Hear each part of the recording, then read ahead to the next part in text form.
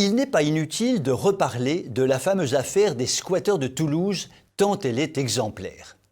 Le temps médiatique file si vite que nous avons peut-être déjà oublié l'affaire de squat survenue dans la petite station balnéaire de Théoul-sur-Mer en octobre dernier. 2 retraités lyonnais s'étaient vus interdire l'accès à leur résidence secondaire par un couple de squatteurs qui a fini par être expulsé après un bon vieux tapage médiatique. À la suite de cette affaire, le gouvernement nous l'avait promis. La peur devait changer de camp, la loi devait changer, car il n'était pas possible que les squatteurs aient tous les droits et les propriétaires aucun. En effet, si le squat n'est pas prouvé dans les 48 heures, les occupants illicites deviennent impossibles à déloger.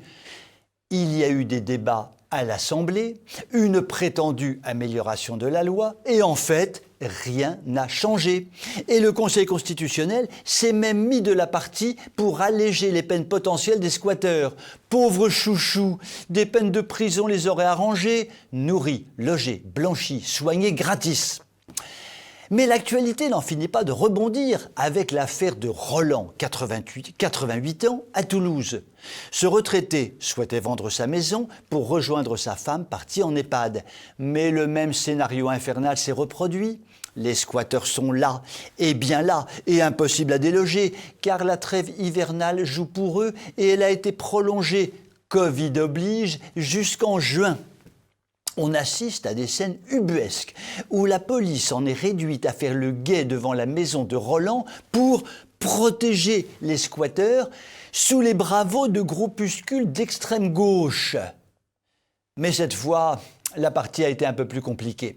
Des habitants du quartier alentour se sont ligués pour forcer les squatteurs à lever le camp. Ils ont posé leurs conditions et les squatteurs ont eu les chocottes. Du coup, ils ont battu en retraite, un résultat que ni la police ni la justice n'avaient été en mesure d'obtenir.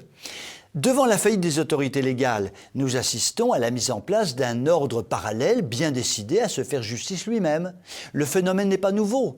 À Sevran, il y a quelques semaines, des riverains s'organisaient pour régler leurs comptes aux dealers et faire respecter l'ordre pour leur famille, car la police ne se déplace plus.